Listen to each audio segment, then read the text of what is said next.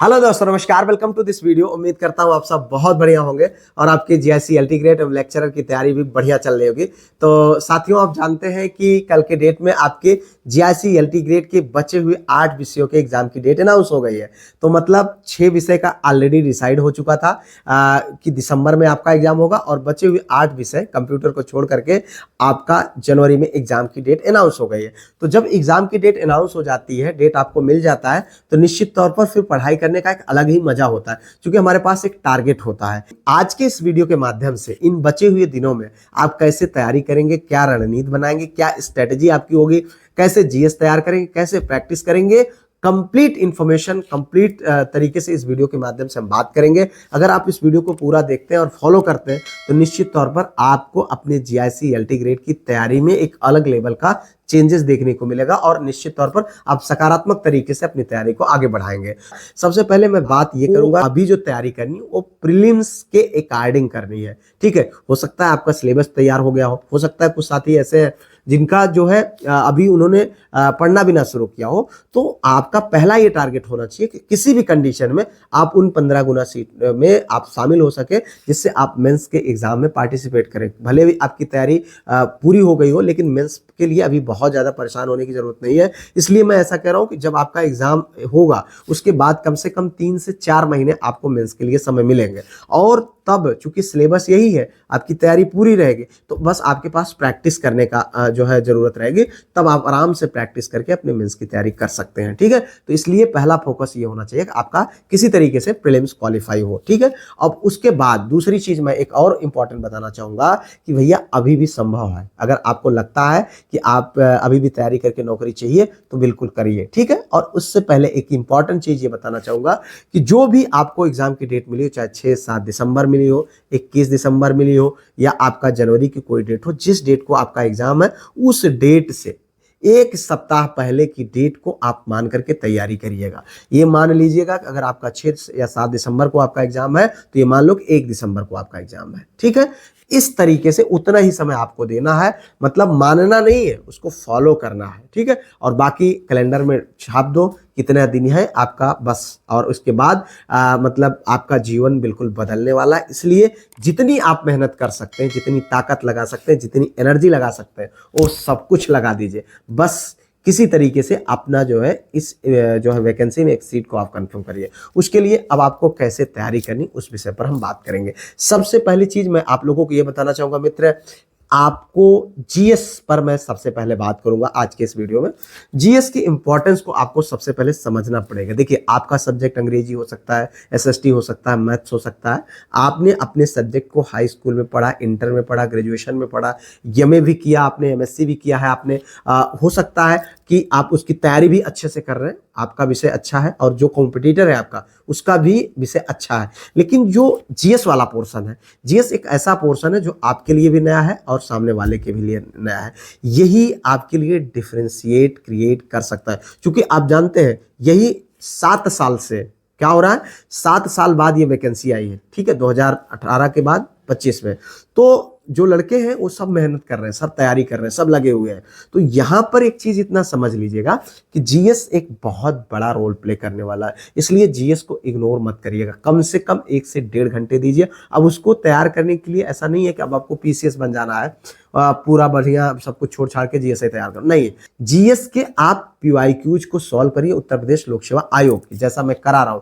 आपको मैं बता दूं कि रेगुलर बेस पर कंसिस्टेंसी के साथ आप उनको सॉल्व करिए। और देखिए, मैं जैसा करा रहा हूं, 30 क्वेश्चन आपको पर डे के हिसाब से मिल रहे हैं। ठीक है, आपके एग्जाम तक कम से कम 4 से 5 या 6,000 क्वेश्चन कम से कम आपको मिल जाएंगे। ठीक है, वहां पर अभी पर डे 30 क्वेश्चन और उसके साथ साथ उस क्वेश्चन से संबंधित इंपॉर्टेंट फैक्ट आपको सॉल्व कराता हूं। तो इससे क्या फायदा है आपका कि एक साथ में कई क्वेश्चन आपके तैयार हो रहे हैं, और दूसरी चीज वही क्वेश्चन है जो आपके उत्तर प्रदेश लोक सेवा आयोग में पूछेगा। आप जानते हैं कि ऐसे एग्जाम्स में चांसेस ज्यादा ये होते हैं कि क्वेश्चन रिपीट होते हैं, प्रीवियस ईयर से पूछे जाते हैं, और पिछली साल भी ऐसे ही हुआ था। ठीक है, तो यहाँ पर ये बेस्ट तरीका है। मुझे लगता है कि उसके लिए मैंने भी एक ग्रुप बना बनाया हुआ है जिसमें जो है जो आपको 30 प्रैक्टिस कराता हूँ 30 क्वेश्चन की। अब चूंकि उससे इंपॉर्टेंट फैक्ट होते हैं, क्वेश्चंस होते हैं, अगर आप उनको लिखोगे तो आपका बहुत ज्यादा समय जाता है, और अगर नहीं लिखोगे तो सब भूल जाएगा। इसके लिए आप उस ग्रुप से जुड़ सकते हैं, ठीक है। और उसमें मैं संडे को टेस्ट भी कराता हूं, तो जिससे आपकी कंसिस्टेंसी बनी रहती है, और कंसिस्टेंसी सबसे ज्यादा जरूरी है आपके सक्सेस के लिए। तो इसलिए आप उस ग्रुप से जुड़ सकते हैं, ठीक है। उसके लिए मैंने नंबर दे दिया, आप चाहो तो उससे जुड़ जाए। अब हम बात करते हैं आपको कैसे आगे की तैयारी करना है अपने विषय की तैयारी के लिए। आपको मैं सबसे पहले चीज ये बताऊंगा कि आपको अपने विषय को 2 पार्ट में डिवाइड करना है। ध्यान से समझिएगा।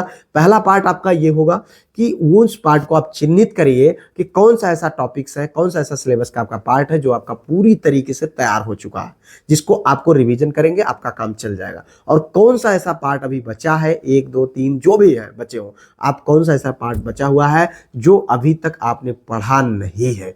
तो पहली बात, इस बात को समझ लीजिएगा मित्र कि जिस पार्ट को अभी तक आपने नहीं पढ़ा है उसके लिए आप डिसाइड करिए। देखिए, युद्ध हो या कोई भी एग्जाम हो, उसको आप रणनीति बना करके ही जीत सकते हैं।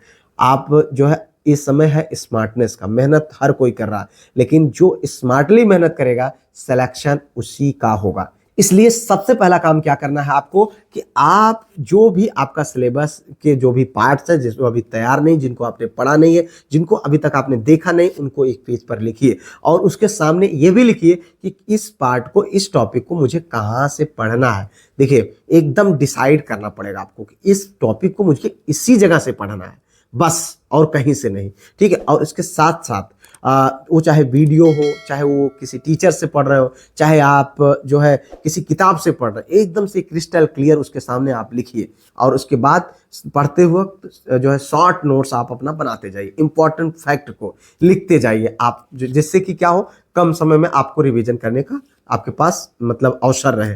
तो ये चीज, ये तरीका होगा। 2 पार्ट में आपने अपने सिलेबस को जो है डिवाइड कर दिया, जिसमें आपका जो है एक पार्ट हो गया जिसको आप तैयार है, जिसको आपको रिवीजन करना बाकी है, और दूसरा पार्ट ऐसा है जो आपका तैयार नहीं है, जिसके लिए आपने ये भी डिसाइड कर लिया कि ये जो है ये इस टॉपिक को हमको कहाँ कहाँ से पढ़ना है। इतनी चीज आपकी क्लियर हो गई।